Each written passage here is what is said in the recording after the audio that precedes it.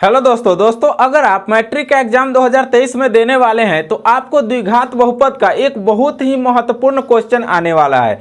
कौन क्वेश्चन आएगा सो आज के इस वीडियो में हम आपको बताने वाले हैं। देखिए दोस्तों, यहाँ पर एक क्वेश्चन हमने तैयार किया है, द्विघात बहुपद का मूल निकालना। आप लोग स्कूल में या कोचिंग में जरूर पढ़े होंगे, कोई टीचर आपको जरूर बताए होंगे। आइए उसको आज विस्तार से समझते हैं। दोस्तों सबसे पहले मूल निकालने के लिए एक बहुपद दिया हुआ रहता है आपको। जैसे मान लेते हैं कोई भी रैंडम एक बहुपद लिखते हैं 3x² माइनस 5x प्लस 2 बराबर 0। अब इन संख्याओं का मूल निकालना है आपको। ये संख्या दिया हुआ रहेगा, मतलब ये बहुपद दिया हुआ रहेगा और यहाँ लिखा हुआ रहेगा कि इन बहुपद का ये बहुपद का मूल ज्ञात करें। अब दो तरह से यहाँ पर क्वेश्चन पूछे जाते हैं। एक होता है कि मूलों की प्रकृति ज्ञात करें और एक होता है कि मूल ज्ञात करें। अब मूलों की प्रकृति और मूल में क्या अंतर है, अगर ये जानना चाहते हैं तो इस चैनल को अभी से सब्सक्राइब कीजिए और हमें कमेंट में लिखिए। हम मूलों की प्रकृति कैसे निकलता है वो बताएंगे, लेकिन आज के इस वीडियो में आपको पूरा बहुत बड़ा ये चीज़ है मूल निकालना, वो आपको सिखाते हैं। देखिए सबसे पहले उसके लिए एक फार्मूला होता है। उसके लिए एक फार्मूला है आपका, जैसे कि मूल बराबर, मूल अगर निकालना है minus b plus minus root under b² minus 4ac बटा 2a, ये मूल का फार्मूला होता है। समझ गए? तो अब इस फार्मूले को कैसे हम, यहाँ पर एक चीज़ आपको ध्यान देने वाली चीज़ है, b² माइनस 4ac को हम लोग d भी कहते हैं। समझ गए? तो वहाँ पर d भी रहेगा, आप कहीं किताब में देखिएगा तो वहाँ d भी रहेगा या b² माइनस 4ac भी होता है। सबसे पहले हमको क्या करना है कि आपको पहचानने सीखना है कि a कौन होता है, b कौन होता है, c कौन होता है। आपको इस क्वेश्चन को बनाने के लिए a बराबर, b बराबर और c बराबर की ज़रूरत होगी। हम आपको बताते हैं द्विघात बहुपद का एक सूत्र होता है जिसको हम लोग कहते हैं द्विघात बहुपद का रूप। द्विघात बहुपद का जो रूप है वह वास्तविक रूप है ax² plus bx plus c बराबर 0। ये आप लोग कहीं ना कहीं इस तरह का लिखा हुआ मैथ के किताब में देखे होंगे।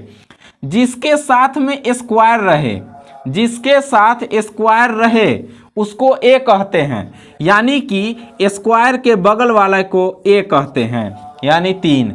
जिसके साथ सिर्फ x रहे, यानी कि कोई भी अचर पद रहे, उसको हम लोग b कहते हैं। तो x वाले हैं तो -5 चिन्ह भी लिखाएगा। c जो अकेला रहता है उसको c कहते हैं। बराबर के उधर से हमको कोई मतलब नहीं है, बराबर के इधर से, तो जो अकेला है यानी 2। अब एक चीज और यहीं पर समझ लीजिए, कहीं कहीं पर आपको क्वेश्चन रहेगा 2x² माइनस 5 बराबर 0। अब बताइए इसमें a b c कौन है? तो आप जानते हैं कि जिसके साथ स्क्वायर रहता है उसके साथ a रहता है, a बराबर इसमें 2 हो गया। जिसके साथ x रहता है, x यानी कि a से लेकर z तक कोई भी चीज रहे, जो अकेला रहे उसके साथ b रहता है। तो इसमें अकेला कोई है नहीं है, तो b बराबर कुछ नहीं है, यानी b बराबर 0 दिया हुआ है।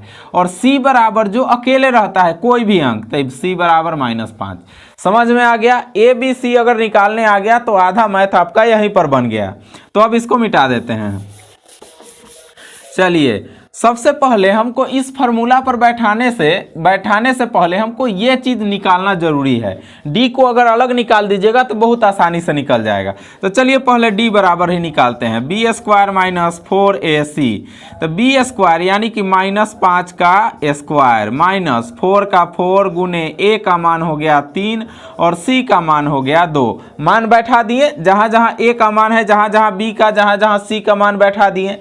अब हमको गुना करना है, तो -5 में -5 से गुना करते हैं तो कितना आता है?